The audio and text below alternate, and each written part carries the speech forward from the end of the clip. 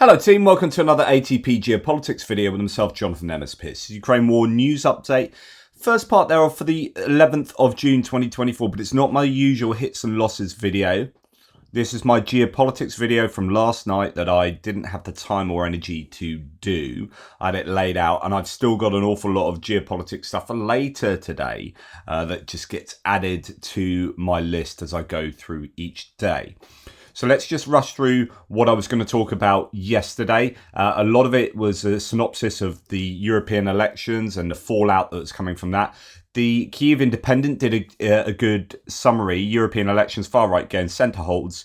Ukraine skeptics flounder. So this is how it pertains to the war in Ukraine.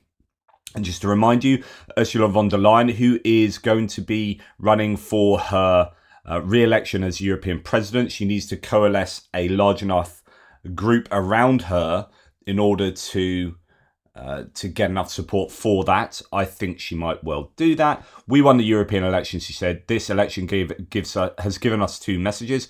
First, there remains a majority in the centre for a strong Europe, and that is crucial for stability. In other words, the centre is holding. Centrist parties retained a majority of votes following European Parliament elections. That concluded on the 9th. The three mainstream parties, European People's Party, centre-left Socialists and Democrats, and Liberal Renew Europe, will receive over 400 seats, allowing them to form a majority and nominate the European Commission. So rather like individual parties back in a nation's government, you'd had to form a coalition. Well, these are themselves coalitions of parties coming from different countries that form a greater party, if you like, and then they have to get a majority to form a coalition. Yet the far right made significant gains, particularly in Belgium, Germany and France, where the results have rocked the domestic political scene. So if you look at the results, if you remember, this yellow represents the centrists. So you can see that the centre, if you like, not in terms of ideology, but here it's moved over to the left because there are more from the centre-right group, the further to the right group, and then this far right group and identity and democracy. So that is your, quite extreme groups in or parties in Europe. And then the Greys are mainly going to be far right. These are non-aligned MEPs who have generally come from the new far right, parties that have entered into politics in Europe.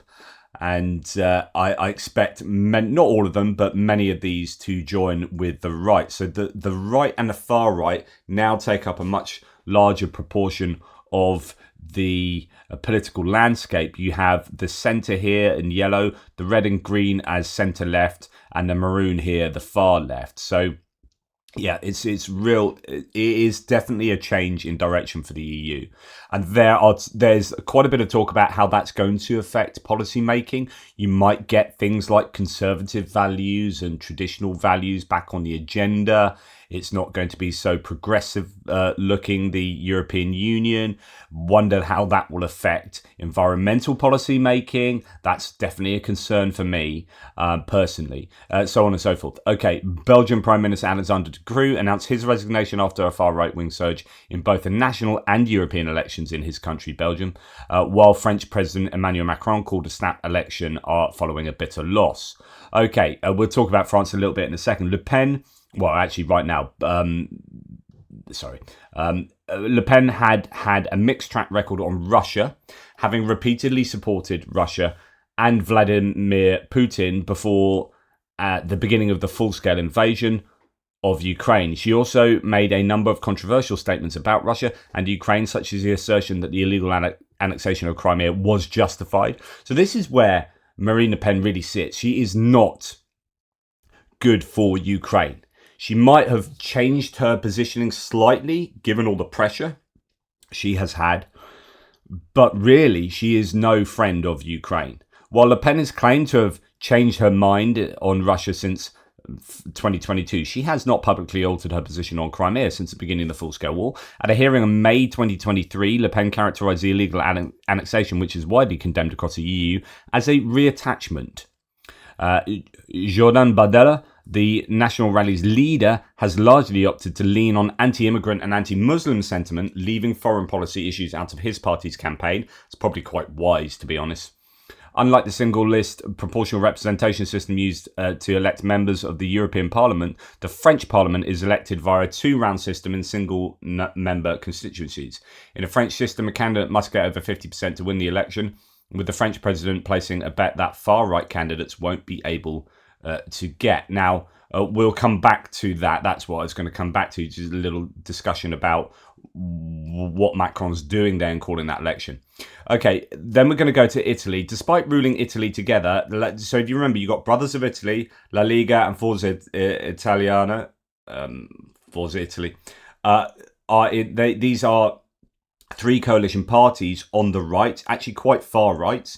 And in fact, Brothers of Italy, which is Giorgia Meloni's party, started off as really being quite a right-wing party when she got into power.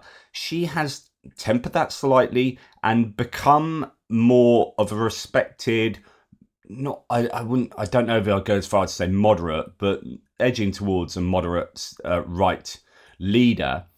And although Matteo Salvini, her deputy, is, of the league, La Liga, is not quite so moderate, and I think Italy does have a compromise with regard to its positioning on Russia. She has been strong in her support for Ukraine, and I think that's been super important. And it also plays well with her politically in terms of her positioning in the EU, bit of a kingmaker. If she agrees to support Ursula von der Leyen, that could be significant. So the European Parliament's far-right Identity and Democracy group, so that is this group of the black circles here on the far right. So that group, where were we? So the Identity and Democracy group, which includes Salvini's League, National Rally, and National Rally of France, Rassemblement National, and until recently EFD were kicked out, so they're going to be in a non-aligned group, those grey dots. The AFD waiting to either get back into that group, Identity and Democracy, or start a new group. It's projected to increase its representation to 58 seats. In total, the far-right Identity and Democracy, Nationalist Conservatives and Reformists. So that is, we're talking about the black group there, and then the royal blue group there. And then remember the AFD's in here, along with probably a number of other far-rightists. Anyway, in total, the far-right Identity and Democracy, Nationalist Conservatives and Reformists, and unaligned pro-Russian populist groups can account for over 200 seats. It's a really, really significant shift in the European Parliament.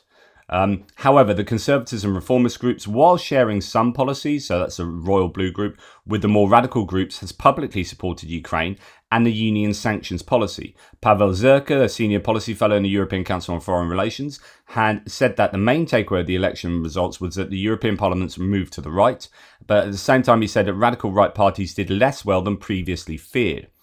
Ricard Jozwiak, Europe editor for Radio Free Europe, said the results were good for Ukraine and the EU enlargement in general.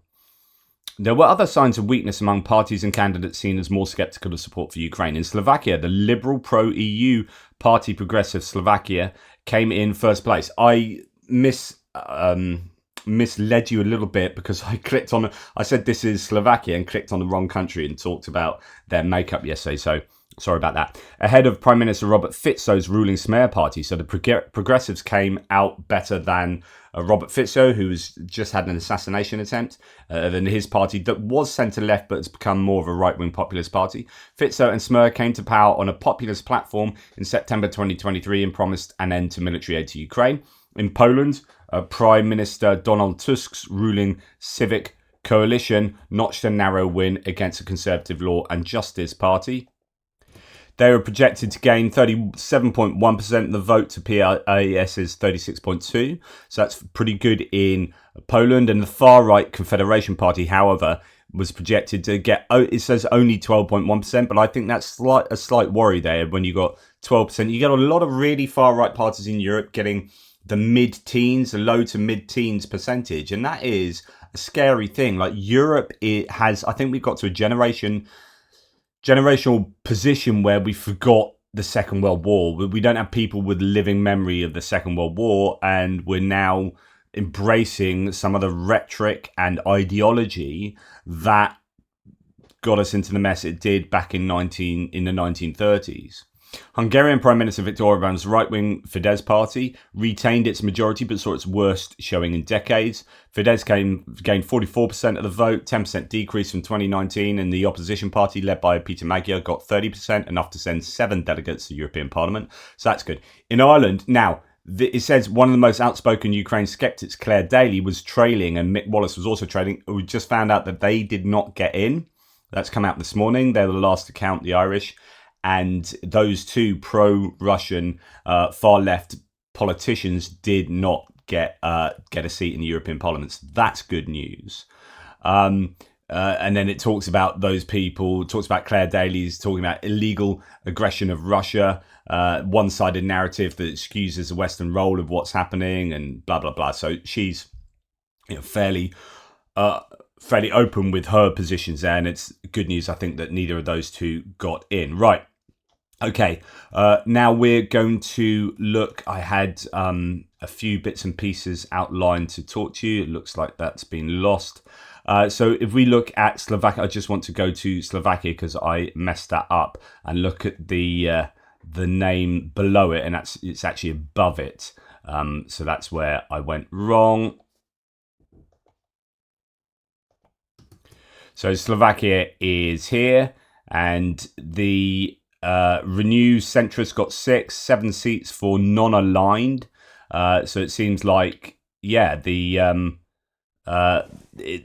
quite what was expected there, but it's a bit difficult to work that out because of the non-aligned nature of the parties who got the votes there.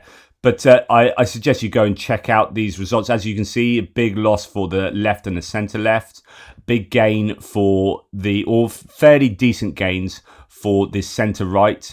And then the far right Identity and Democracy group got 9 extra seats. But it's these NI and non-aligned and others that I think are the real worry there. So Viktor Orban's in with the non-aligned and AFD. So that's where the big gains came for the European elections for the far right. Right, okay. Just to go on to France just quickly, the far right that's just gained in France is likely to be working for Russia, says Jay in Kyiv. So this is Jordan Bardella, who is likely to become prime minister if there's a cohabitation. So there's an election just been called, and if the RN, if the Rassemblement National, the National Rally, do well, he could be the leader in Parliament. They've announced, so Jordan Bardella announced that the RN are calling into question the bilateral security agreement with Ukraine, and he thinks that Macron's position is escalatory, dangerous and irresponsible there. So that's kind of his position. That's Rassemblement National, which is a real worry if you are pro-Ukraine, considering how much of a lead they have in polls and how much they appear to be gaining momentum. Now, if we go to the Newsagents podcast, which is Emily Maitlis and John Sopel and a few others, and Emily Maitlis was talking about the French election here and gives it a good kind of summary of why Macron called it. It was a high-risk strategy. It remains one, but a number of you have been talking exactly about this notion of Macron playing the long game here. Ahead when the news hit from France, no less, that Emmanuel Macron was calling a snap general election. Clearly, he's looked across the pond at what Rishi Sunak's done and thought, I'll be having me one of those, thank you. And I guess you could say that at a first glance, the reason he's done that is because the populist parties were making big gains across the continent in the EU elections that were held over the weekend. And a lot of people this morning are calling this a poker game on Macron's behalf, because he is essentially saying, I'm dissolving the National Assembly, i.e. the Parliament, we're going to have parliamentary elections. This does not affect him. He will remain as the president until 2027. But the most I think, intelligent, thoughtful analysis of this I've heard is that what he did last night, and it's an election that will happen very quickly, June the 30th, and then second round, July the 7th. What he did last night is not about the now. It's actually about the presidential elections of 2027. And essentially, he's saying, I will give up Parliament if I have to, even to these sort of abhorred far-right parties, the Rassemblement National. I will let them into power if it means that they make their own mistakes now and not at a more profound presidential level in a few years' time. And he sort of turned round to the French public and essentially said, right, you've got to show us where you stand now, because you've got the Rassemblement National, this is the party of Marine Le Pen, the hard right, as an insurgency. They're sort of carping from the outside like a whinging teenager. And Macron's saying, put up or shut up. Show us if you have any policies. Show us if you can make government work. Don't just stand there criticising, pretending to have the answers when your policies don't stand up to scrutiny. So essentially, he's taking it to the French public now and saying, you get to vote in parliamentary elections in the next 3 weeks, and either the French will return to power Gabriel Attal, that's Macron's own party prime minister, or you could see the unthinkable. You could see essentially Macron's party ousted and Jordan Bardella, who's this very young, very charismatic, sort of hard right figure in Marine Le Pen's party, become the prime minister. And at that point, I guess he's saying, right, let's see how that goes for you. So it is a gamble. It's a big gamble. I think many people expected Macron to hold the election sometime before December because, quite frankly, he's now left with only 1 in 8 legislators of his own party, which means he can't really rely on getting a lot of the legislation passed. He's just pulled the tablecloth from the table with all the crockery on it and said, right, let's see which way France wants to vote. And I guess he's partly reckoning that people vote in a protest way for the European elections where they're not that invested, but they vote in a much more conservative, small c way when it's actually about their own country and local elections. So Emily Maitlis, by the way, for international viewers, she's a very famous BBC journalist. If you've seen Scoop on Netflix, a film about her interview of Prince Andrew, she was a journalist who interviewed Prince Andrew. So that's Emily Maitlis there. But so she then goes on to interview a French analyst there about the elections, which is very interesting. But we'll move on.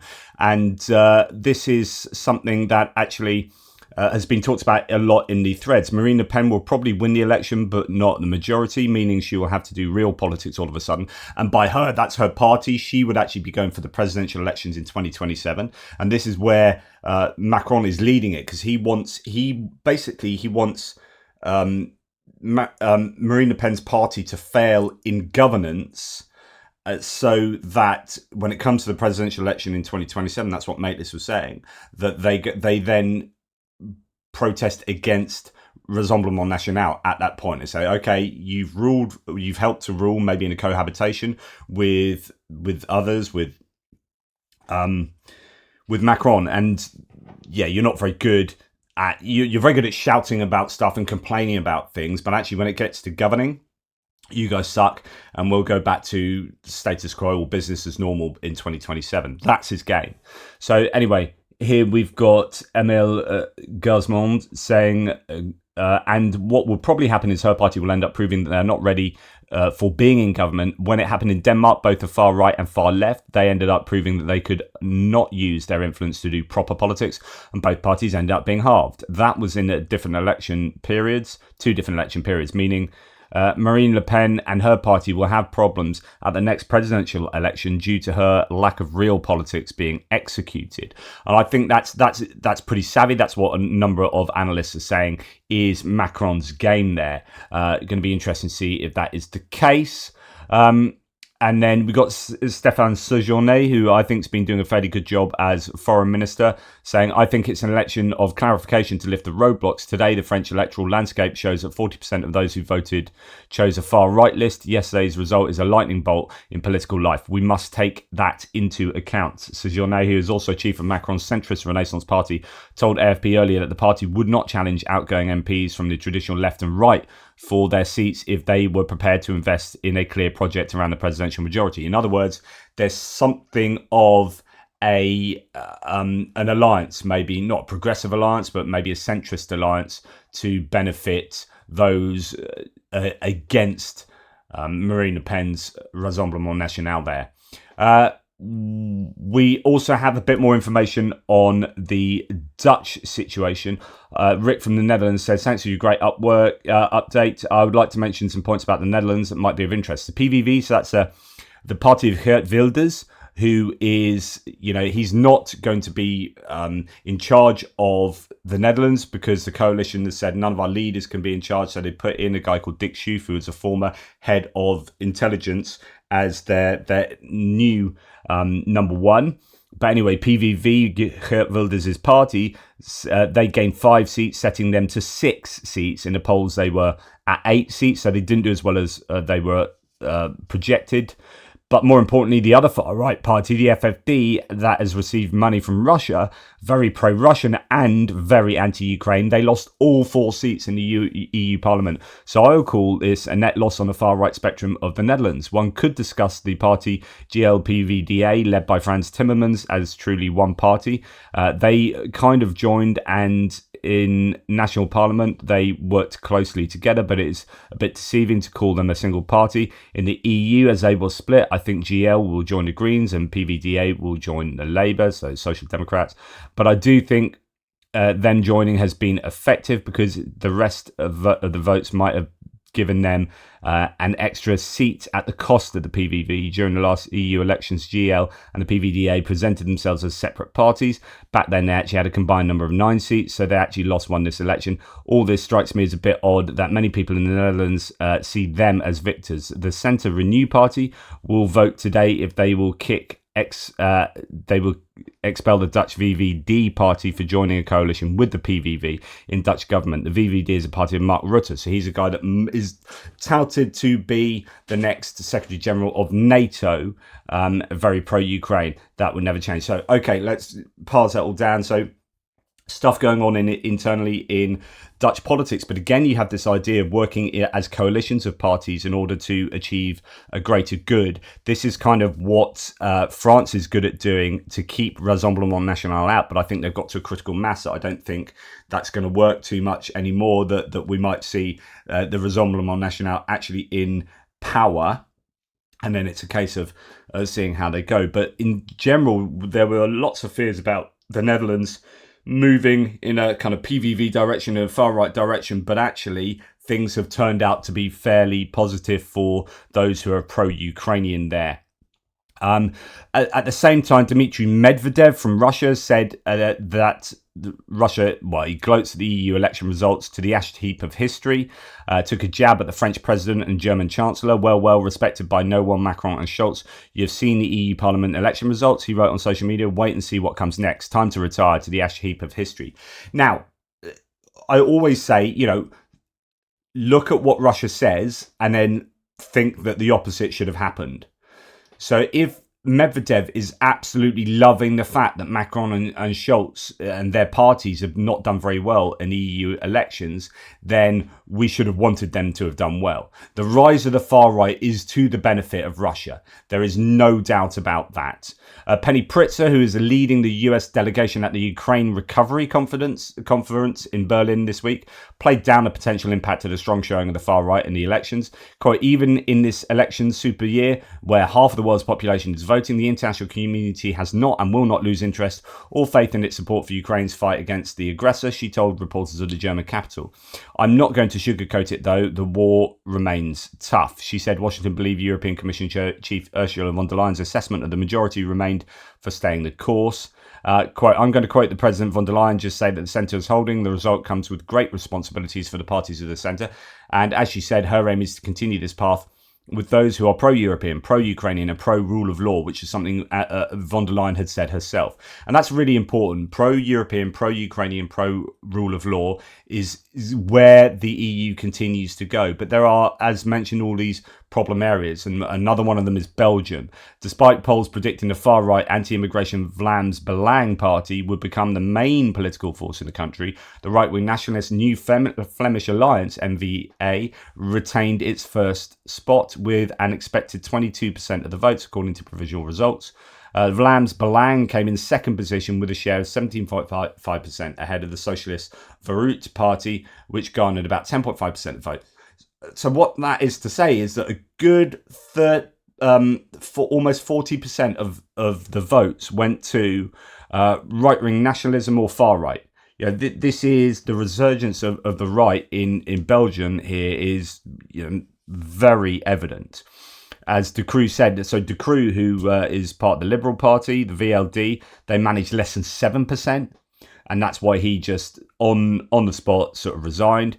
Very difficult evening for us. From tomorrow, I'll be an outgoing Prime Minister, but we Liberals are strong and we will be back. So that's a real challenge in that country. Just interesting little story here. I won't go into it in much detail, but an Italian anti-fascist activist detained in prison in Hungary. So it's a big neo-fascist march in Hungary, and then I think it was last year, neo-Nazis, and she was at an anti-fascist demonstration, got locked up by the Hungarians, because you know how they feel about that. She's now become an EU lawmaker from prison in Hungary, and representing the Greens and Left Alliance in Italy, and as a result, because she's now been elected from prison, it might have granted her immunity so that she's released from jail. Really fascinating little move there. Anyway, and Ursula von der Leyen is now mobilising in order to get herself re-elected. So she's going to be very busy on the campaign trail to try and garner all the support she can there. So, and then finally, what else? We have, this is Giorgia Meloni. Yeah, just watch out for Giorgia Meloni. So she is going to be people are calling her a bit of a kingmaker or queenmaker. Since taking power in October 2022, she has been even more careful to distance herself from her party's neo-fascist past. So that's what I'm saying. She used to be, like Brothers of Italy were like, and probably still are really, in kind of grassroots ideology, really far to the right. But actually, when you get into government, you realise you've got to be adults. You can't just go around doing some of those really destructive things that it's easy to shout about from the sidelines, but once you're in power, things change. And she's shaped into a leader credited for her pragmatism, making friends with the European Commission President Ursula von der Leyen along the way. Tommaso Foti, the lower house whip for Brothers of Italy, so that's Meloni's party, told the Italian media that Meloni would decide whether to support von der Leyen on the basis of Italy's interests. It's unknown right now how she will play it with Marine Le Pen, who is the kind of equivalent sort of party over in France, with whom relations until recently were fraught. So they have a very different approach to Ukraine there. So loads of fascinating dynamics in the EU election. Anne Applebaum, I think, has got quite an interesting, really pithy summary here. EU elections, a thesis. The far right mostly surged in countries where the far right has never ruled.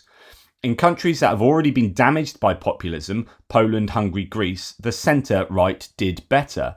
UK fits this story too, except centre-left benefits. So although we didn't have elections in the EU Parliament, our general election is just coming, and it looks like the centre-left is going to do really well, as possibly a repudiation all of the right. However, I think Reform are really growing in momentum. Nigel Farage has just joined Reform. And I think you are now going to see him eat into the working class, otherwise left-wing vote for that right-wing populism. I think this is what happened when UKIP came along. It's Nigel Farage. So there's going to be where if Nigel Farage hadn't done that, Labour would have romped it. Now it's going to be a little bit different. So anyway, I think this is really, really insightful from Anne Applebaum. Italy's a bit of an outlier, but otherwise it's pretty spot on. Also, there was no far-right surge in Scandinavia. Centre-left did better than previously in Italy. France, Netherlands, Slovakia, France and Germany don't represent all of the EU. Italy is odd because Brothers of Italy did well, but actually they're kind of moving away from their far-rightness. And actually the left did pretty well in Italy as well as brothers of Italy. Right, now, not so much on the rest of geopolitics. So, Dutch Defence Minister was in Kiev for a surprise visit yesterday. That's Kaja Ollongren. So hopefully some continued support from the Dutch, although they have given so much, it's hard to know what else they can do. And here we have someone that really depresses me, JD Vance, who's likely to be the, vice president. Is either him or Marco Rubio in my books. He explains on TV why America needs someone like Hungary's Viktor Orban. And it's this idea in the American right that Viktor Orban is some kind of heroic, awesome figure to look up to when he's just a massive autocrat. Like, this is where the MAGA Republicans have gone, and it is super, super worrying. Successfully dealing with the left-wing domination of universities is Viktor Orban's approach in Hungary. I think his way has to be the model for us, not to eliminate universities, but to give the choice between survival or taking a much less biased approach to teaching. By the way, if you know what he's done to universities, closed ones down that are too liberal, blah, blah, blah, literally just gone full-on authoritarian. That's what JD Vance wants. Seized control of state universities and put them in foundations that were then run by his allies.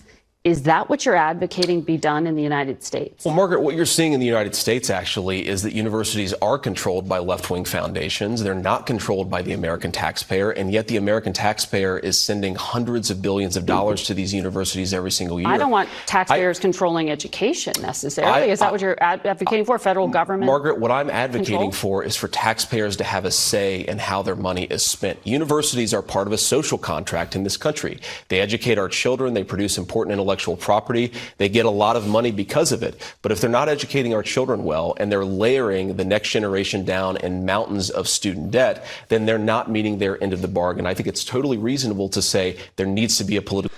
I presume he's supporting the student debt relief from the Democrats then, yeah? Solution to that problem. Well, America's universities still attract talent from around the world, as you've went to one of America's very top schools. Look, there's still good things about American universities, but it's going in the wrong direction, Margaret. It's good when it's about me. It's fine when it's me. I'm all right. It's everyone else that's all wrong uns.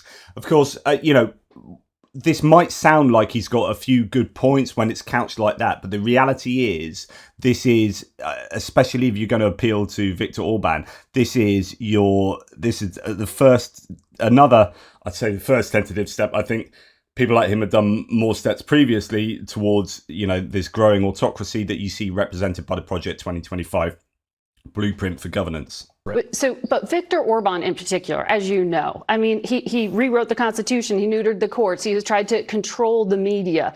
These are not necessarily conservative principles. So why would you want to mimic him? Well, look, I'm not endorsing every single thing that Viktor Orban has ever done. I don't know everything he's ever done. What I do think is on the... Well, maybe you should bloody do some research, mate.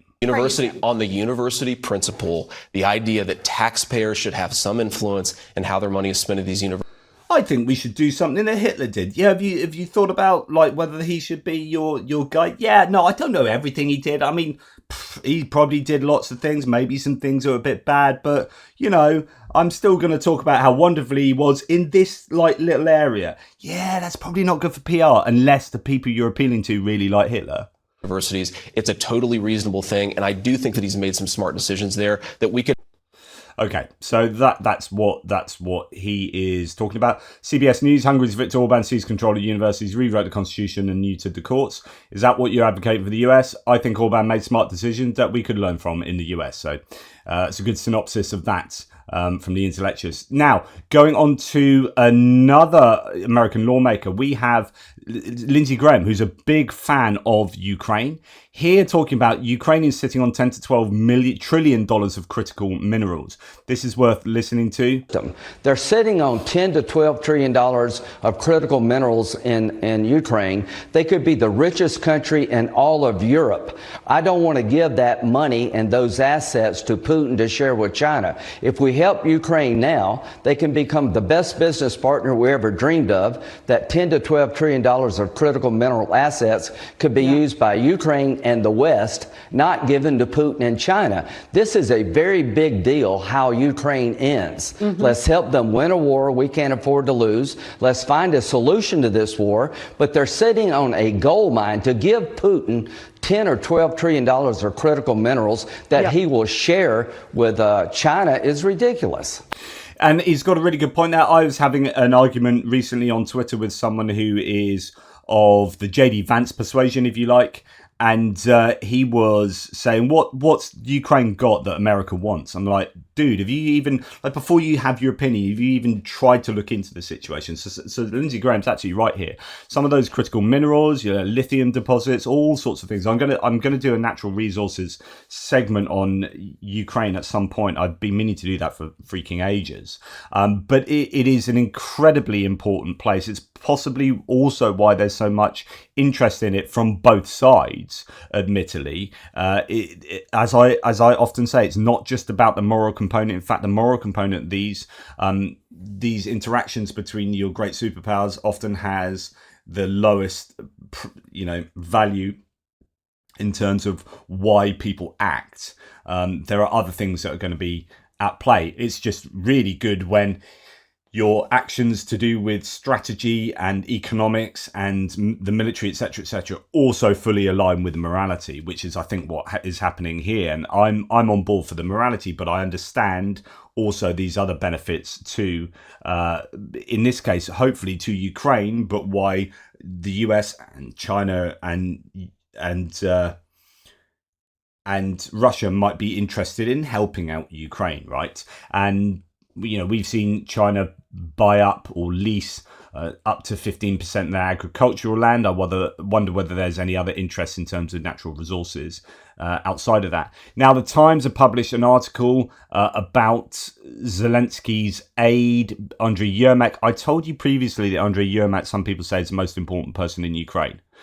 Times have done a bit of a hit job on the situation here. So Times says, Denis Danilov, the Times published an article, Court of Zelensky rocked by aide's thirst for power. As we all know, the magazine is owned by Rupert Murdoch, the new husband of Abramovich's ex-mother-in-law. So this article can safely be called another Kremlin media manipulation aimed at weakening Western support for Ukraine. It can be seen in many ways, I'm sure, but it is worth remembering who Rupert Murdoch has married, and he's just recently married a 67-year-old Russian woman. You're thinking, I wonder where Fox News and other Rupert Murdoch-owned media are going to be positioning themselves. The author tries to shift the discussion from the real threat posed by the Russian aggression to the worn-out topic of corruption, which allegedly makes any assistance to Ukraine impossible. Such a statement is not just wrong, it's dangerous. The transfer of arms, ammunition and military equipment implies strict control and clear oversight. These measures guarantee that the supplies actually contribute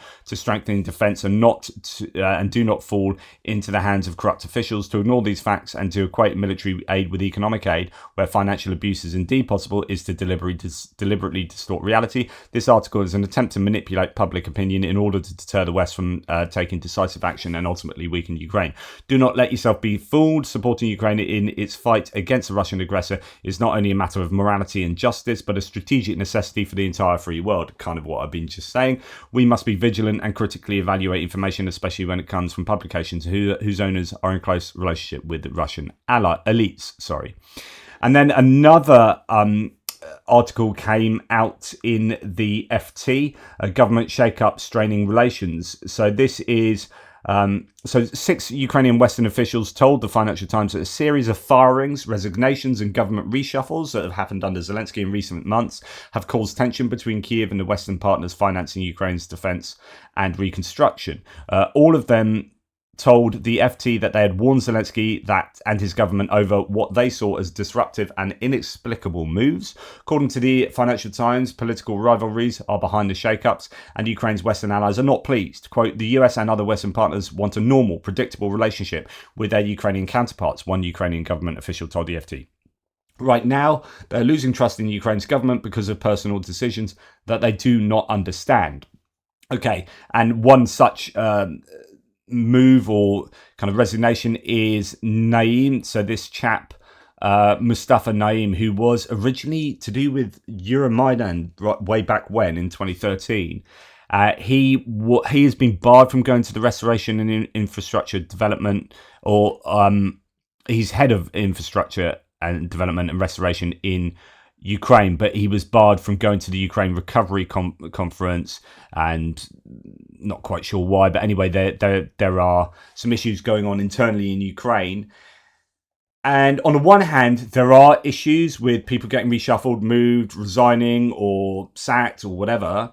On the other hand, you've got to also understand that this is a country at war on the edge, right? If there are going to be political issues and strains going on, like they're going to be now. You know, there must be this is 2 years into a war.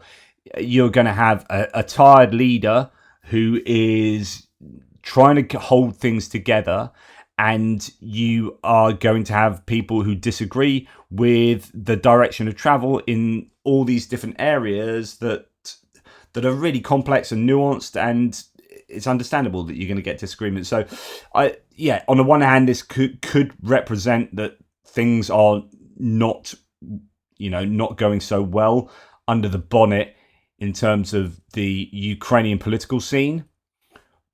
But also, on the other hand, possibly to be expected. And actually, they're doing a fairly good job of keeping it as together as they have done. So, I'll leave that up to you as how you'll see that.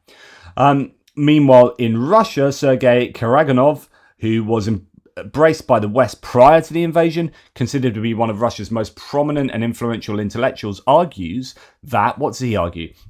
God would want Russia to start a nuclear conflict with the decadent West. Okay, right. Just watch Russian TV if you want to get an idea of what prominent Russians think, and they'll tell you very openly some pretty egregious things. So God, it's the old that tornado ripped up that town because of the gays, or whatever it is that people will say. God wants a nuclear conflict with the decadent West. Are you just saying that because you want it and you think that God just agrees with you? Is that what you're saying? Because that's what it looks like. No. I've asked God. He definitely said this. Yeah, but she asked God as well, and God said something else. So who's right? Yeah, but I'm definitely right. I can definitely speak to God better than she can. So nuclear war it is. Okay, mate. Well done. Labour migrants from Afghanistan are going to Russia. Abdul Umari, acting head of the Taliban's Ministry of Labour and Social Relations, made such a statement according to Russian media. Chechnya and Tatarstan, as well as other republics, have offered us to realise employment opportunities for migrants from Afghanistan, especially in the agricultural sector, he said. Well, I wonder what's going on in Russia then. Oh yeah, they're at war and they've got a massive labour shortage because people have died left, right and centre. Okay, and now you're bringing in people from Afghanistan. Okay, is this what you would do if things were going well? No. So are things going well? No. Okay, should you have gone to war in the first place, Putin? No, probably not. Okay. Poland's Prime Minister has said that actually that explosion that took place in a rocket factory yesterday that I reported on was not, it doesn't look like any external forces were involved, so don't worry, it doesn't look like sabotage was at play there. That's all I have to say for this first longer than it should have been video. Take care, everybody. Speak soon. That should put the European elections to bed for now, and I'll get on with my normal first video of the day, which will be my second video. Toodle pips.